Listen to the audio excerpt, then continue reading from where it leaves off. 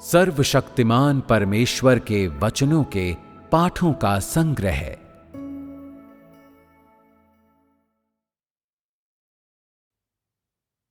संपूर्ण ब्रह्मांड के लिए परमेश्वर के वचन, अध्याय 19।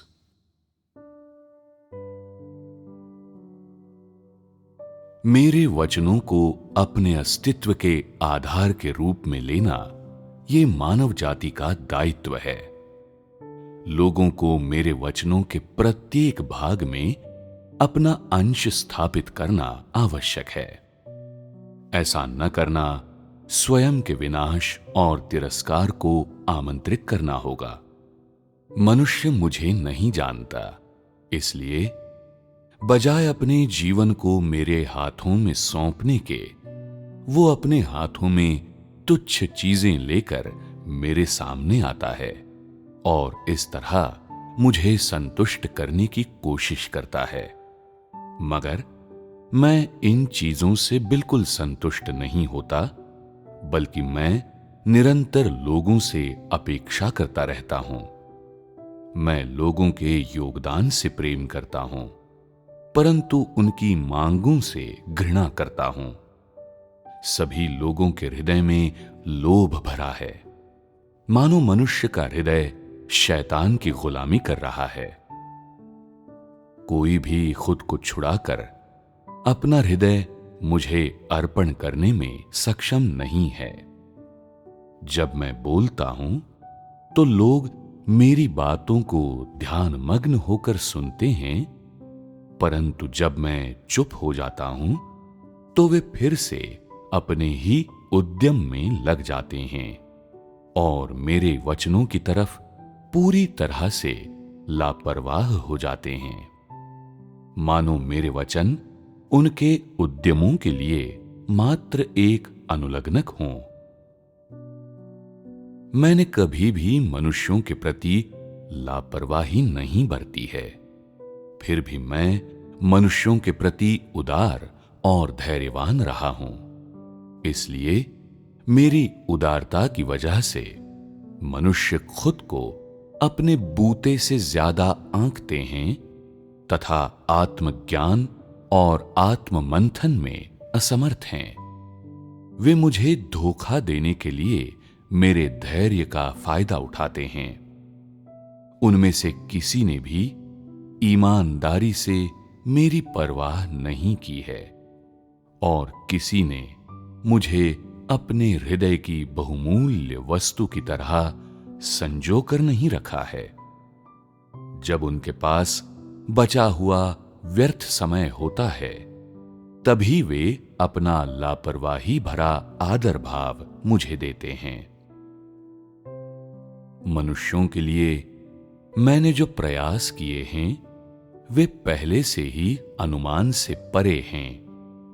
मैंने लोगों पर अभूतपूर्व ढंग से कार्य किया है और इसके अलावा मैंने उन्हें एक और बोझ दे दिया है, ताकि वे मेरे स्वरूप से कुछ ज्ञान प्राप्त करके अपने आप में थोड़ा परिवर्तन ला सकें। मैं लोगों से मात्र उपभोक्ता बनने की अपेक्षा नहीं करता, बल्कि अपेक्षा करता हूं कि वे ऐसे निर्माता बने जो शैतान को हराने में सक्षम हो। हालांकि मैं मनुष्यों के सामने कुछ करने की मांग नहीं रखता, इसके बावजूद मेरी मांगों के कुछ मानक हैं, क्योंकि मैं जो कुछ करता हूं उसका एक उद्देश्य होता है, मेरे कार्यों का आधार होता है। मैं वैसी बेतरतीबी से अनाड़ियों की तरह कार्य नहीं करता जैसा लोग सोचते हैं, और न ही मैंने स्वेच्छा से स्वर्ग, पृथ्वी और सृष्टि की असंख्य चीजों का निर्माण किया है। मेरे कार्य में मनुष्यों को कुछ देखना चाहिए और कुछ समझना चाहिए। उन्हें अपनी युवावस्था को यूं ही नहीं गंवा देना चाहिए और न ही उन्हें अपने जीवन के साथ उस वस्त्र की तरह पेश आना चाहिए जिसे लापरवाही से धूल खाने को छोड़ दिया जाता है, बल्कि उन्हें खुद के साथ सख्ती से पेश आना चाहिए। अपने आनंद के लिए उन्हें मेरे उदार अनुग्रह से तब तक ग्रहण करना चाहिए जब तक कि वे मेरे कारण शैतान की ओर से विमुख न हो जाएं और मेरे कारण शैतान पर हमला न कर दें। क्या इंसान से मेरी मांगें बहुत सरल नहीं हैं? जब पूर्व में प्रकाश की एक मंद किरण दिखाई देती है, संपूर्ण ब्रह्मांड के लोग उसकी ओर थोड़ा और ज्यादा ध्यान लगाते हैं। मनुष्य जो अब गहरी नींद में सोया हुआ नहीं है, उस चमकती पूर्वी बिजली के स्रोत का अवलोकन करने के लिए आगे बढ़ता है। अपनी सीमित क्षमताओं के कारण कोई भी अब तक उस स्थान को देख नहीं पाया है जहां से वो रोशनी निकलती है। जब संपूर्ण ब्रह्मांड के भीतर का सब कुछ पूरी तरह प्रकाशित हो जाएगा, तब लोग अपनी निद्रा और स्वप्न से बाहर आएंगे और तभी वे महसूस करेंगे कि धीरे धीरे मेरा दिन इस संसार में आ गया है। सभी लोग रोशनी के आगमन के कारण उत्सव मनाते हैं और इस वजह से वे गहरी नींद में सोए हुए नहीं हैं या मूर्छा की स्थिति में नहीं हैं। मेरी रोशनी की चमक में सभी लोगों का मन और दृष्टि स्पष्ट हो जाती है और वे अचानक जीवन के आनंद के प्रति सजग हो जाते हैं। ढक लेने वाली धुंध के आवरण में मैं संसार की ओर देखता हूं। सभी जानवर आराम कर रहे हैं। प्रकाश की क्षीण आभा के उदित होने से सृष्टि में मौजूद प्रत्येक चीज जान गई है कि एक नए जीवन का आगमन हो रहा है। इसी कारण से जानवर भी भोजन की तलाश में अपनी मांद से रेंगते हुए बाहर आ रहे हैं। जाहिर है कि पेड़ पौधे भी इसका अपवाद नहीं हैं और रोशनी की चमक में उनकी पत्तियां उज्जवल ज्योति से दमकती हैं। इस इंतजार में कि मेरे धरती पर रहने के दौरान मेरे लिए अपनी भूमिका निभा सकें। सभी मनुष्य रोशनी के आगमन के इच्छुक हैं, फिर भी वे उसके आगमन से डरते हैं, चिंतित होते हैं कि अब उनकी कुरूपता कहीं छिप न सकेगी। ऐसा इसलिए होता है क्योंकि मनुष्य पूरी तरह से नग्न है और खुद को ढकने के लिए उसके पास कुछ भी नहीं है। इस तरह बहुत से लोग रोशनी के आगमन के कारण आतंकित हो गए हैं, रोशनी के प्रकटन के कारण सदमे में हैं। बहुत से लोग रोशनी को देखकर भयंकर पछतावे से भर गए हैं, अपनी ही मलिनता से घृणा कर रहे हैं, परंतु सच्चाई को बदलने में असमर्थ हैं। वे मेरे दंड सुनाने का इंतजार करने के अलावा कुछ नहीं कर सकते। बहुत से लोग अंधकार में कष्ट सहने के कारण शुद्ध हुए हैं, रोशनी देखकर अचानक इसके गहन अर्थ को समझ गए हैं और उसके बाद से वे रोशनी को फिर से खोने के गहरे डर से उसे अपने सीने से चिपका कर रखते हैं। बहुत से लोग रोशनी के अचानक प्रकट होने से अपने पथ से विचलित होने के बजाय आराम से अपने प्रतिदिन के काम में लगे रहते हैं, क्योंकि वे सालों से अंधे रहे हैं। इसलिए न सिर्फ वे रोशनी के आने पर उस पर ध्यान नहीं दे पाते, बल्कि वे इससे कृतार्थ भी नहीं होते। मनुष्य के हृदय में मैं न तो उच्च हूं, न ही नीचा हूं। जहां तक उनकी बात है, मेरे होने न होने से उन्हें कोई फर्क नहीं पड़ता। मानो मेरे न होने से लोगों के जीवन में कोई सूनापन नहीं होगा, और अगर रहूं तो भी उनका जीवन अधिक आनंददायक नहीं हो जाएगा, क्योंकि लोग मुझे प्रेम नहीं करते। इसलिए जो आनंद मैं उन्हें देता हूं वो बहुत ही थोड़ा होता है। परंतु जैसे ही लोग मुझे थोड़ा सा भी आदर देंगे, तो मैं भी उनके प्रति अपने दृष्टिकोण को बदल लूंगा। इसी कारण से जब मानव इस नियम को समझ लेंगे, तभी वे इतने भाग्यशाली होंगे कि अपने आप को मुझे समर्पित कर सकें और जो कुछ मेरे हाथों में है उसकी मांग कर सकें। निश्चय ही मेरे प्रति मनुष्य का प्रेम केवल उसके स्वयं के हितों से नहीं बंधा है। निश्चय ही मेरे प्रति इंसान की निष्ठा मात्र उन चीजों से नहीं बंधी है जो मैं उसे देता हूं। क्या ऐसा हो सकता है कि जब तक वो मेरी रोशनी को न देख ले, तब तक वो अपने विश्वास के सहारे मुझे ईमानदारी से प्रेम करने में असमर्थ है? निश्चय ही मनुष्य की शक्ति और ताकत वाकई आज की स्थितियों तक सीमित नहीं है।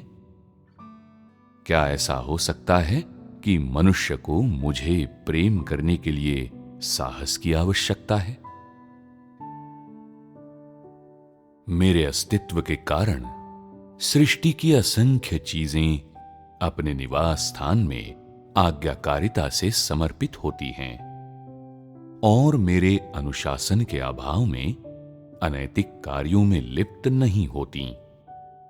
इसलिए भूमि पर पहाड़ देशों के मध्य सीमा बन जाते हैं। भूमि के मध्य अलगाव रखने के लिए समुद्र सीमाएं बन जाते हैं, और वायु वो बन जाती है जो पृथ्वी के ऊपर के स्थान पर मनुष्य से मनुष्य के मध्य बहती रहती है। केवल मनुष्य ही सही मायने में मेरी इच्छा की अपेक्षाओं को पूरा करने में असमर्थ है। इसलिए मैं कहता हूं, संपूर्ण सृष्टि में केवल मनुष्य ही आज्ञा उल्लंघन की श्रेणी में आता है। मनुष्य ने कभी भी मेरे प्रति वास्तव में समर्पण नहीं किया है, और इसी कारण से मैंने उसे हमेशा बहुत ही सख्त अनुशासन में रखा है। यदि मनुष्यों के मध्य ऐसा हो जाता है कि संपूर्ण ब्रह्मांड में मेरी महिमा फैल जाती है, तो मैं अपनी संपूर्ण महिमा लेकर उसे मनुष्यों के सामने प्रस्तुत करूंगा, क्योंकि मनुष्य अपनी अशुद्धता के कारण मेरी महिमा को देखने योग्य नहीं है। हजारों वर्षों से मैं खुले में नहीं आया, बल्कि छिपा ही रहा हूं। इसी कारण से मेरी महिमा मानव जाति के सामने कभी भी व्यक्त नहीं हुई, और मनुष्य पाप की गहरी खाई में जा गिरा है। मैंने मनुष्यों को उनकी अधार्मिकता के लिए क्षमा कर दिया है, परंतु वे नहीं जानते कि स्वयं को कैसे संरक्षित रखा जाए। वे हमेशा अपने आप को पाप के सामने खुला छोड़ देते हैं, जिस कारण वे इससे आहत होते रहते हैं। क्या ये मानव की आत्मसम्मान और आत्म प्रेम की कमी को नहीं दिखाता है? मनुष्यों के मध्य क्या कोई वास्तव में प्रेम कर सकता है? मनुष्य की भक्ति का क्या वजन हो सकता है? क्या लोगों की तथाकथित प्रामाणिकता में मिलावट नहीं है? क्या उनकी भक्ति पूरी तरह से मिलावटी नहीं है? मैं मनुष्य से अविभाजित प्रेम की अपेक्षा करता हूं। मनुष्य मुझे नहीं जानता और भले ही वो मुझे खोजने का प्रयत्न करता है, परंतु वो मुझे अपना सच्चा और ईमानदार हृदय नहीं देता। मैं इंसान से वो बलपूर्वक नहीं लेना चाहता जो वो देना नहीं चाहता। यदि वो मुझे अपनी भक्ति देगा तो मैं उसे बिना विनम्र ऐतराज के ग्रहण कर लूंगा, परंतु यदि वो मुझ पर विश्वास नहीं करेगा और अपना एक अंश भी मुझे अर्पण करने से मना करेगा, तो उस बारे में अधिक दुखी होने की बजाय मैं बस उसे किसी दूसरे तरीके से निपटाऊंगा और उसके लिए उपयुक्त मंजिल की व्यवस्था करूंगा। पूरे आसमान में गूंजती गड़गड़ाहट मनुष्यों को मार गिराएगी। ऊंचे ऊंचे पहाड़ नीचे गिरते ही उन्हें दफना देंगे। जंगली जानवर अपनी भूख मिटाने के लिए उन्हें नोच कर खा जाएंगे और उमड़ते महासागर उनके सिर के पास ही हिलोरे मारेंगे। जब मनुष्य जाति भाई बंधुओं के झगड़ों में उलझेगी तो लोग अपने ही मध्य से उत्पन्न होने वाली आपदाओं द्वारा अपने विनाश को प्राप्त होने की चेष्टा करेंगे। राज्य मनुष्यों के मध्य विस्तार पा रहा है। ये मनुष्यों के मध्य बन रहा है और ये मनुष्यों के मध्य खड़ा हो रहा है। ऐसी कोई भी शक्ति नहीं है जो मेरे राज्य को नष्ट कर सके। आज के राज्य में जो मेरे लोग हैं, उनमें से ऐसा कौन है जो मानवों में मानव नहीं है? तुम लोगों में से कौन मानवीय स्थिति से बाहर है? जब भीड़ के सामने मेरे प्रारंभ बिंदु का ऐलान किया जाएगा तो लोग कैसे प्रतिक्रिया देंगे? तुम सबने अपनी आंखों से मानव जाति की दशा देखी है। निश्चय ही तुम लोग अब भी इस संसार में हमेशा के लिए बने रहने की आशा नहीं कर रहे हो। अब मैं अपने लोगों के मध्य चल रहा हूं और उनके मध्य रह रहा हूं। आज जो लोग मेरे लिए वास्तविक प्रेम रखते हैं, ऐसे लोग धन्य हैं। धन्य है वे लोग जो मुझे समर्पित हैं, वे निश्चय ही मेरे राज्य में रहेंगे। धन्य है वे लोग जो मुझे जानते हैं, वे निश्चय ही मेरे राज्य में शक्ति प्राप्त करेंगे। धन्य है वे जो मुझे खोजते हैं, वे निश्चय ही शैतान के बंधनों से स्वतंत्र होंगे और मेरे आशीषों का आनंद लेंगे। धन्य हैं वे लोग जो अपनी दैहिक इच्छाओं को मेरे लिए त्यागते हैं, वे निश्चय ही मेरे राज्य में प्रवेश करेंगे और मेरे राज्य की प्रचुरता पाएंगे। जो लोग मेरी खातिर दौड़ भाग करते हैं, उन्हें मैं याद रखूंगा। जो लोग मेरे लिए व्यय करते हैं, मैं उन्हें आनंद से गले लगाऊंगा और जो लोग मुझे भेंट देते हैं, मैं उन्हें आनंद दूंगा। जो लोग मेरे वचनों में आनंद प्राप्त करते हैं, उन्हें मैं आशीष दूंगा। वे निश्चय ही ऐसे खंभे होंगे जो मेरे राज्य में शहतीर को थामेंगे। वे निश्चय ही मेरे घर में अतुलनीय प्रचुरता को प्राप्त करेंगे और उनके साथ कोई तुलना नहीं कर पाएगा। क्या तुम लोगों ने कभी मिलने वाले आशीषों को स्वीकार किया है? क्या कभी तुमने उन वादों को खोजा जो तुम्हारे लिए किए गए थे? तुम लोग निश्चय ही मेरी रोशनी के नेतृत्व में अंधकार की शक्तियों के गढ़ को तोड़ोगे। तुम अंधकार के मध्य निश्चय ही मार्गदर्शन करने वाली ज्योति को नहीं खोओगे। तुम सब निश्चय ही संपूर्ण सृष्टि के स्वामी होगे। तुम लोग निश्चय ही शैतान के सामने विजेता बनोगे। तुम सब निश्चय ही बड़े लाल अजगर के राज्य के पतन के समय मेरी विजय की गवाही देने के लिए असंख्य लोगों की भीड़ में खड़े होगे। तुम लोग निश्चय ही सिनिम के देश में दृढ़ और अटूट खड़े रहोगे। तुम लोग जो कष्ट सह रहे हो, उनसे तुम मेरे आशीष प्राप्त करोगे और निश्चय ही सकल ब्रह्मांड में मेरी महिमा का विस्तार करोगे।